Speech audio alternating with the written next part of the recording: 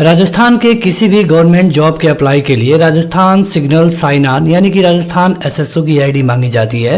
आज के इस वीडियो को देखने के बाद आप अपनी आईडी खुद से बना पाएंगे। देखिए, इसके लिए सबसे पहले आपको गूगल में लिखना होगा राजस्थान एसएसओ यानी कि राजस्थान सिग्नल साइन ऑन। जब आप इंटर करेंगे तो यहाँ पे कुछ इस तरह से दिखेगा।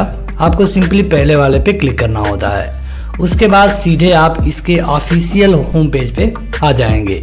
इसकी ज़रूरत इसलिए पड़ती है ताकि राजस्थान की कोई भी वैकेंसी आएगी तो उसका आवेदन करने से पहले आपको इसकी आईडी और पासवर्ड आपके पास होना जरूरी होता है। यहाँ पे अगर आपके पास पहले से आईडी पासवर्ड है तो यहाँ पे आपको अपनी आईडी डालनी होती है, नीचे पासवर्ड और ये कैप्चा कोड इंटर करने के बाद आप लॉगिन कर लेते हैं। अगर आप पहले से आईडी बना चुके हैं लेकिन आप भूल चुके हैं अपनी आईडी को तो यहाँ पे क्लिक करके उसे फिर से पा सकते हैं। यहाँ क्लिक करके अपना पासवर्ड भी बदल पाएंगे और अगर आपके पास एक से अधिक आईडी है तो यहाँ क्लिक करके आप उसे मैनेज भी कर सकते हैं। हालांकि इस वीडियो में हम आपको बताने वाले हैं कि आप आईडी कैसे बनाएंगे, तो उसके लिए आपको रजिस्ट्रेशन पे क्लिक करना होगा।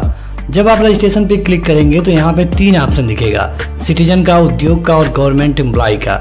यहाँ पे जब आप फॉर्म भरने के लिए आईडी बनाने जा रहे हैं तो आपको सिटीजन वाले में जाना है।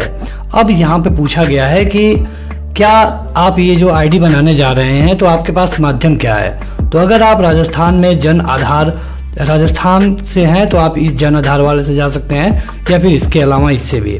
लेकिन अगर आप राजस्थान से बाहर हैं या फिर राजस्थान से हैं, मतलब कहने का ये है कि आप कहीं से भी हैं, तो आप गूगल का यूज करके इसे कर पाएंगे। उसके लिए आपको गूगल पे क्लिक करना होगा। जो ही आप गूगल पे क्लिक करेंगे आपकी ईमेल आईडी को एक्सेस का परमिशन मांगा जाएगा और सिंपली आपको उसे अलाउ करना होगा। प्राइवेसी पॉलिसी पढ़ना चाहते हैं तो यहाँ जा करके आप इसकी पूरी पॉलिसी को आसानी से पढ़ सकते हैं। थोड़ी देर प्रोसेसिंग के बाद यहाँ पे आपको एक यूजर नेम ऑटोमेटिक दिखने लगेगा। ये आपके ईमेल आईडी से लिया गया है। अगर आप चाहें तो इसे चेंज कर सकते हैं। इसमें कुछ कंडीशन है, जैसे कि कम से कम 5 होना चाहिए, अधिकतम 20 अंकों का हो सकता है, एक कैपिटल होना चाहिए, एक डिजिटल अंक होना जरूरी है। अगर आप चाहें तो इसे चेंज कर सकते हैं अपने मुताबिक। अब बारी है पासवर्ड की। यहाँ पे आपको एक पासवर्ड सेट करना है। यहाँ पे जब आप पासवर्ड सेट करेंगे तो नीचे आपको फिर से वही पासवर्ड डालना होगा। पासवर्ड जरूरी है कि कम से कम 8 अंकों का हो, अधिकतम 30 अंकों का हो सकता है।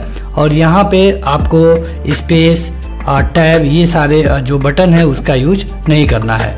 नीचे आपको मोबाइल नंबर इंटर करना होगा। अगर आप चाहें तो मोबाइल नंबर के जगह पे केवल ईमेल आईडी का यूज करके आगे बढ़ सकते हैं। तो यहाँ पे हमने पासवर्ड इंटर कर लिया है। अब सीधे हम नीचे जा करके रजिस्टर वाले पे क्लिक करते हैं। जब आप रजिस्टर वाले पे क्लिक करेंगे थोड़ी सी प्रोसेसिंग होगी और आप एक नए पेज पे चले जाएंगे।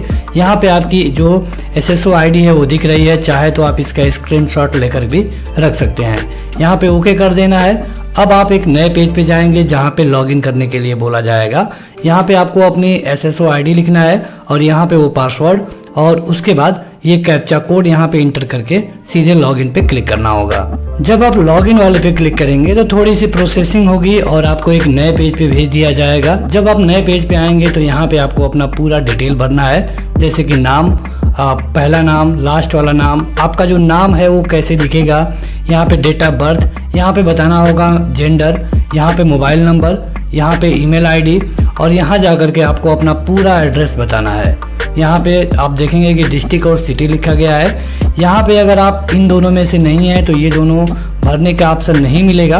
आप चाहें तो अपना आधार नंबर दे सकते हैं, हालांकि ये अनिवार्य नहीं है। ये सारा डेटा भरने के बाद देखिए यहाँ से आपको स्टेट सेलेक्ट करना होता है और अगर आप चाहें तो अगर आपके पास कोई पुराना एसएसओ आईडी है तो आप उसको यहाँ पे डाल सकते हैं। इसके बाद यहाँ पे जाकर के नीचे आपको अपडेट करना होगा। उससे पहले आप एक बार जरूर देख लें कि आपने जो भी डेटा भरा है वो बिल्कुल सही है। अपडेट वाले पे आपको क्लिक करना है। यहाँ पे आप देखेंगे कि मैसेज आ गया है कि आपकी जो फाइल है ये अपडेट कर दी गई है और वहाँ पे आए ओके बटन पे क्लिक करते ही जो आपकी आईडी होगी ये कंप्लीट कर ली जाती है। यहाँ पे आप देखेंगे कि जब भी आपका कोई भी एप्लीकेशन राजस्थान से आएगा तो आप एप्लीकेशन वाले पे जो ही जाके क्लिक करेंगे आपका जो फार्म है वो दिखने लगेगा। आप बड़े ही आसानी से उसका आवेदन कर पाएंगे। यहाँ आपके सारे ट्रांजैक्शन दिखेंगे, यहाँ पे एप्लीकेशन का स्टेटस दिखेगा, यहाँ पे आपकी पूरी डिटेल दिखाई जाती है। तो इस तरह एक सिंपल प्रक्रिया का यूज करके आप अपने लिए राजस्थान की एसएसओ आईडी बना सकते हैं।